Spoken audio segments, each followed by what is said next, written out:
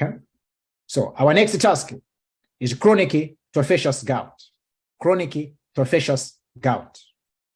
In this particular case, we're an FY2 in a GP surgery. 69-year-old has made an appointment to see you. Talk to the patient and address the concerns. So the patient has come in with the swelling of the joints in both hands for the past 5 years. In fact, he will tell you more than 5 years. He has been there for a long time. But he has no pain, no stiffness, no fever. The only past medical history he has is hypertension, and he has had it for a long period of time. Initially, he was placed on benzoyl, but that was stopped after he developed a gout, and he was placed on amlodipine. When he had an acute gout many years ago, he was treated with colchicine because he couldn't take NSAIDs at that point in time. The colchicine was stopped later on because he also had a reaction to colchicine. But he has never had any other acute flare of gout. And the swelling of the fingers has been there for a long period of time. Why has he presented now? This particular patient, he went to the Well Woman Clinic and he was seen by the nurse who noticed the swelling of the fingers, and the nurse advised to see the doctor. This is why this patient has made an appointment to see you. Approach to the task.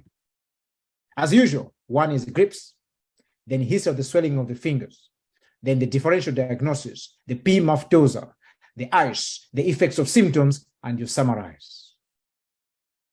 So what are the differentials in here we need to consider?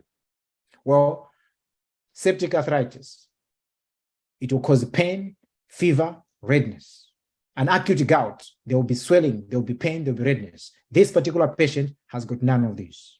Then we need to consider chronic tophaceous gout. There will be swelling, there will be deformities of the smaller joints. Yeah, deformities of the smaller joint, but there is no pain, no stiffness. Okay, no redness, no pain, no redness. Okay, plus there will be what? Past history of gout. This particular patient has a past history of acute gout. Good. There's a past history of acute gout. Rheumatoid arthritis. There will be morning stiffness, there will be joint pain. This particular patient has no stiffness, no pain. Osteoarthritis, Heberden's nodes or Boucher's nodes can cause swelling of the joints. But again, usually there will be pain. And the osteoarthritis is an arthritis of the large joints. This particular patient has got no any other joints involved. And, okay, no pain as he discussed. So, after taking the history, we know the DDs, we follow the approach of the history, we do examinations. First, presenting complaint is swelling of the fingers. We do examination of the fingers, but you should also examine the elbows, examine the hip and the knee examination. Other joints should be examined as well. Now, when you perform examination, they'll give you examination findings. Examination findings on both hands. And as you can see, the swelling of the joints in here.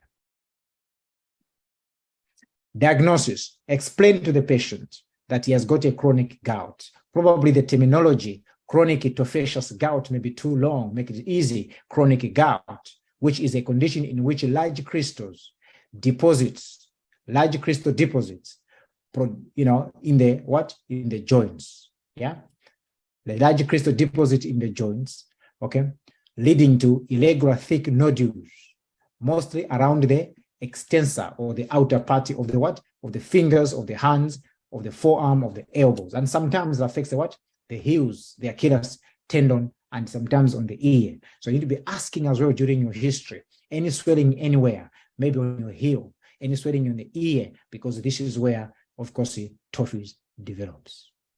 So basically, Topheous develops around 10 years after the first attack of gout in untreated patients. This particular patient got treated with the first attack, but again, he stopped the colchicine because he had a reaction. So which means that particular episode was not very well treated. Okay. So after many years, then he has developed what? The Topheous. How would you manage this particular patient? X-ray of the joints. Yes, we can do that. Blood testing to measure the serum uric acid levels. Patient with Topheous is an indication for us to start on prophylaxis of olopurinol. So we're going to measure the serum uric acid, start this patient on oliporinol to reduce the serum uric acid levels. Okay, advise lifestyle. Yeah, eat a balanced diet, lose weight.